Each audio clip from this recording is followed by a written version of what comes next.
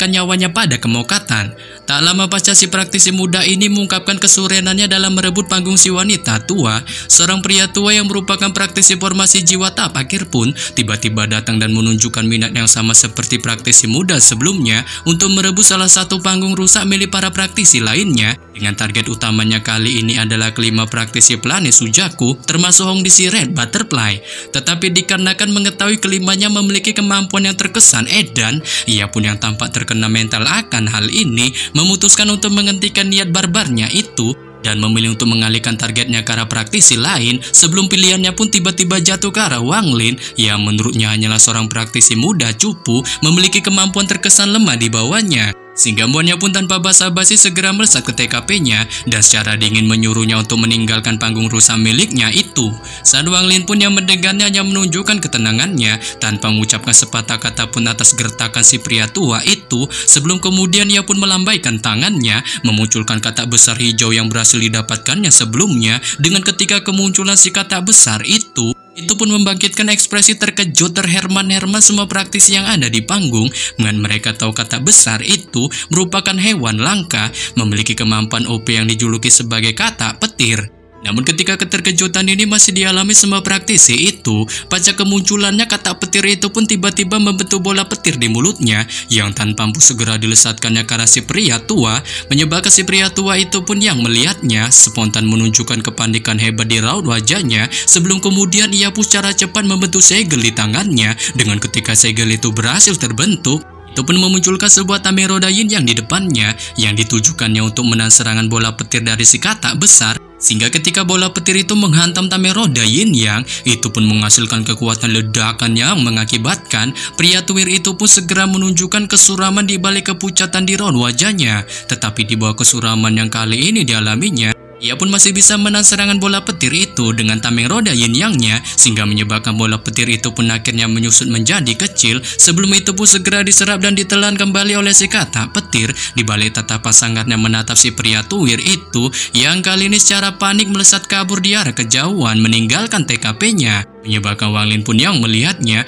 hanya bisa menatapnya di balik raut wajah herannya saat ia tak menyangka kemampuan katak petirnya itu dapat membuat si pria tuir itu terkena mental. Dengan ketika Wang Lin masih menunjukkan rasa herannya ini, semua praktisi kuat termasuk Hongdi sejenius negara Suyu pun menatap secara fokus katak petir di balik pandangan heran mereka, yang bahkan si pria Bang Otot dari klan setan raksasa pun matanya dipenuhi dengan keinginan untuk bertarung ketika melihat si katak petir. Tetapi dikarenakan mengetahui kemampuannya terbilang cukup OP, yang hanya bisa dilakukannya adalah mengangguk ke arah Wang Lin tanpa mengakui kehebatan akan kekuatannya. Saat ini pun buat Wang Lin hanya bisa menunjukkan ketenangannya melihat tatapan para praktisi kuat itu, sebelum kemudian ia pun melambaikan tangannya menyimpan katak petirnya dan mengeluarkan kendi anggur di tangannya untuk secara santuy langsung diminumnya. Namun tak lama berselang ketika Wang Lin masih menunjukkan mode santuinya ini, ledakan suara dahsyat pun tiba-tiba datang dari gerbang surga yang kali ini perlahan-lahan terbuka lebar, diikuti gelombang cahaya emas yang menerangi seluruh penjuru area. Saat ini pun membuat semua praktisi yang melihatnya spontan menunjukkan rasa girangnya mengingat fenomena terbukanya gerbang inilah yang sedari tadi mereka tunggu-tunggu, sehingga membuat mereka pun tanpa basa-basi bergegas terbang memasukinya. Adapun Wang Lin, ia memilih untuk tak segera memasuki gerbang itu, melainkan ia memilih menunggu terlebih dahulu 5 praktisi planet Sujaku termasuk Hongdi, barulah ia memutuskan untuk masuk ke dalamnya. Dengan ketika Wang Lin memasuki TKP dalam gerbang surga itu, ia pun dapat merasakan aura yang sangat kuat datang dari alam surga di dalamnya. Saat aura ini tak memiliki niat menghabisi sedikit pun, melainkan itu hanya terbang melewati semua praktisi yang masuk ke dalamnya, sehingga buat Wang Lin pun tak menunjukkan kekhawatirannya sedikit pun akan hal ini. Sebelum kemudian ia pun memunculkan sebuah kuali Gio di depannya yang langsung diaktifkannya lalu disimpannya kembali. Saat kuali itu ternyata memiliki kemampuan teleportasi yang sangat cepat, memungkinkan hal ini dilakukan Wang Lin agar dapat berpindah tempat kembali ke planet budidaya semula jika sewaktu-waktu ia dihadapkan oleh masalah besar di alam surgawi ini. Dengan setelah menyimpan kuali Gio itu, tubuh Wang Lin pun melesat dan secara bertahap menghilang lebih jauh ke TKP dalam alam surgawi. Setelah Wang Lin melesat lebih dalam ke wilayah alam surgawi, ia pun dapat melihat di bawahnya kali ini ada banyak potongan-potongan fragmen emas yang tersebar di sekitarnya tampak seperti cermin yang hancur. Sebelum kemudian ia pun memutuskan untuk mendarat di atasnya dan dengan cepat memunculkan sebuah lonceng kuning di tangannya. Ia memiliki kemampuan untuk mengubah ukurannya agar dapat menjebak musuh. Sembari tatapannya mulai mengamati sekitarnya di balik raut wajah heran yang kali ini sontak ditunjukkannya. Dikarenakan ia dapat melihat tempat ini ternyata tak menunjukkan sedikit pun tanda-tanda adanya kehidupan, melainkan hanya ada rumput mati dan gunung di arah kejauhan yang kali ini puncaknya telah terbelah menjadi dua, tampak telah dibelah oleh seorang praktisi OP, surgawi dan material bangunan terbuat dari banyak batu roh. Ya meskipun ia telah melihat banyak bangunan yang terbuat dari batu roh murni di wilayah Chu, tempat ayang ebebnya Limuan tinggal, dibandingkan dengan ini perbedaannya itu pun terlalu sangat besar. Bahkan Wang Lin pun tak bisa melihat seluruh penjuru bahkan ujung istana itu, sehingga dari pengamatannya ini ia pun bisa menyimpulkan bahwa sebelum hancur menjadi reruntuhan, istana ini dahulunya merupakan bangunan yang sangat megah dan menakjubkan. Dengan setelah melakukan pengamatannya ini, Wang Lin pun memilih untuk terus menyusuri setiap penjuru reruntuhan istana itu. Tetapi tepat ketika Wang Lin sampai di tengah-tengah istana, ia pun spontan tiba-tiba menghentikan langkah kakinya dan spontan terkejut ketika melihat pemandangan di depannya, menemukan ada sebuah cetakan tangan yang terpampang di sana. Sebelum kemudian ia pun yang tampak merasa sangat penasaran mengenai gerangan apakah sebenarnya cetakan tangan itu, memilih untuk berjongkok di sebelahnya dan mencoba menyentuhnya. Dengan ketika tangan Wang Lin menyentuh cetakan tangan itu, tiba-tiba aura kematian yang sangat kuat pun dikeluarkan darinya, dan secara edannya memasuki tubuh Wang Lin melalui lengannya, mengakibatkan domain kehidupan dan kematian Wang Lin pun secara tiba-tiba diaktifkan kembali, membuatnya pun dapat merasakan bahwa cetakan tangan itu masih memiliki sisa-sisa aura yang sangat kuat dari penggunanya. Tetapi Wang Lin pun yang tak tahan akan aura kuat ini, memilih untuk menekan domainnya dan menarik tangannya. Di bawah tatapannya terus mengamati cetakan tangan itu. Sebelum kemudian ia pun yang merasakan kengerian dari cetakan tangan itu, memilih untuk meninggalkannya dan memutuskan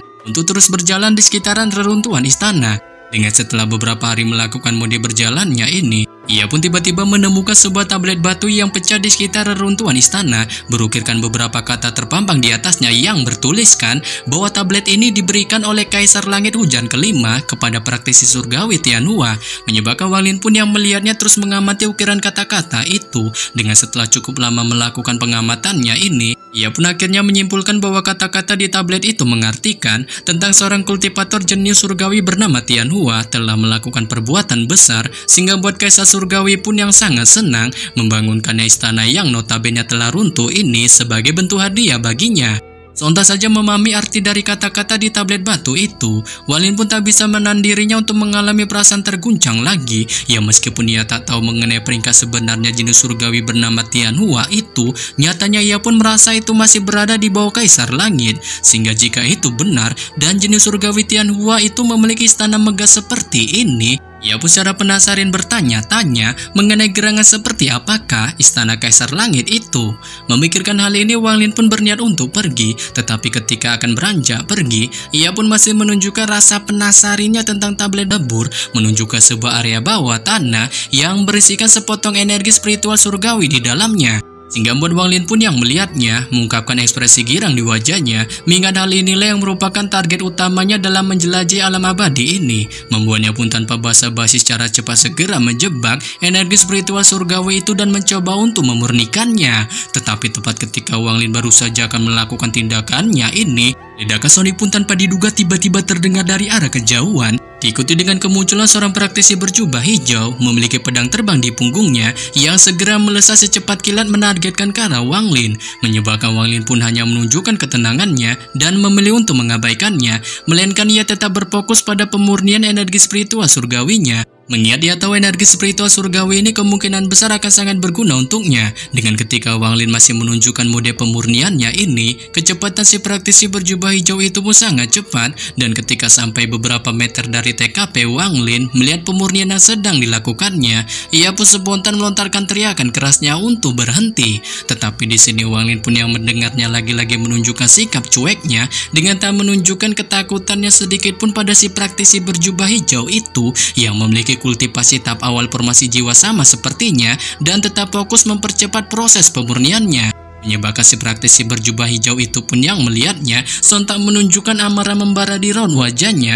Diikuti teriakan kerasnya yang sekali lagi dilontarkan kepada Wang Lin dengan menyebutkan bahwa TKP yang dipijakinya itu merupakan daerah yang telah ditemukan sekte pedang dalunya 300 tahun yang lalu, sehingga jika ia tetap bersikeras melakukan pemurnian energi spiritual surgawi yang ada di sana, maka itu sama saja akan membuatnya menjadi daftar hitam sektenya.